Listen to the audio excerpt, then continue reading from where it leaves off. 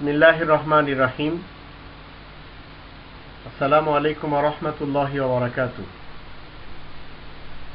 এই পৃথিবীতে আমাদেরকে আল্লাহ পাঠিয়েছেন কোরআনের 51 নম্বর সূরা আয-যারিয়াত এর 56 নম্বর আয়াতের দৃষ্টিতে আল্লাহ বলছেন, ওমা খালাকতুল জিন্না ওয়াল ইনসা ইল্লা লিয়াবুদুন।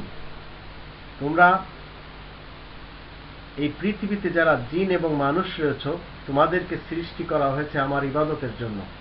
তো প্রত্যেকটি জিন এবং ইনসানকে আল্লাহ সৃষ্টি করেছেন তার বন্দেগী করার জন্য।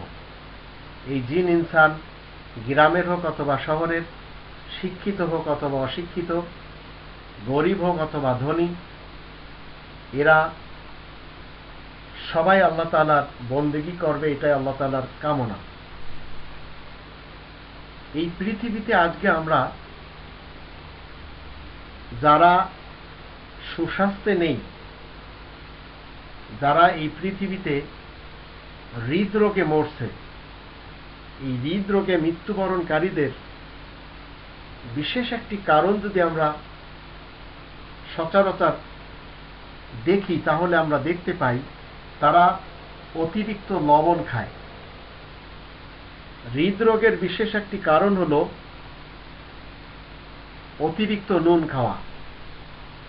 প্রতি বছর এই লবণের কারণে, অতিরিক্ত এই লবণ খাওয়ার কারণে 15 লক্ষেরও বেশি মানুষ মৃত্যুবরণ করে থাকে।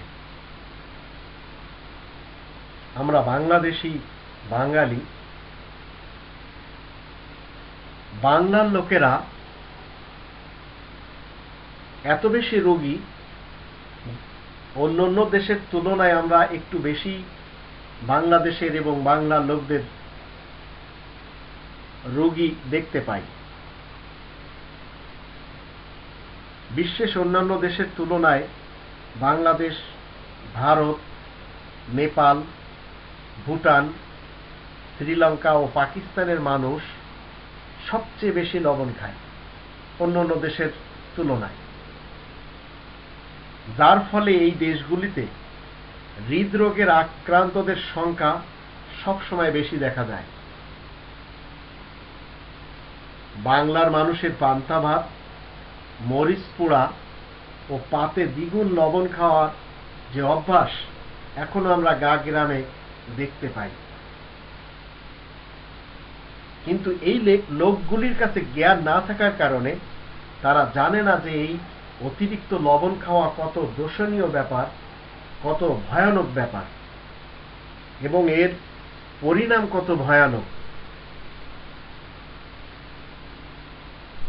এদের জানানো উচিত অতিরিক্ত পরিমাণ লবণ খাওয়াতে শরীরে অনেক বেশি সোডিয়াম জমা হয়ে যায়, বিধায় শরীরের রক্তচাপের ঊর্ধ্বগতি থাকে, আর উচ্চ রক্তচাপে হার্ট অ্যাটাক হয়, স্ট্রোকে মানুষের মৃত্যু হয়ে যায়।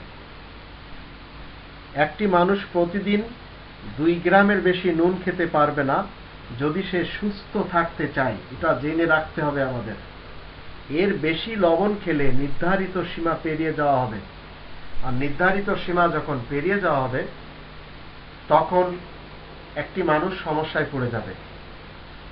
এখনো বাংলার অনেকে 3 থেকে 5 গ্রাম পর্যন্ত লবণ খেয়ে নানান রোগে দিন কাটাচ্ছেন।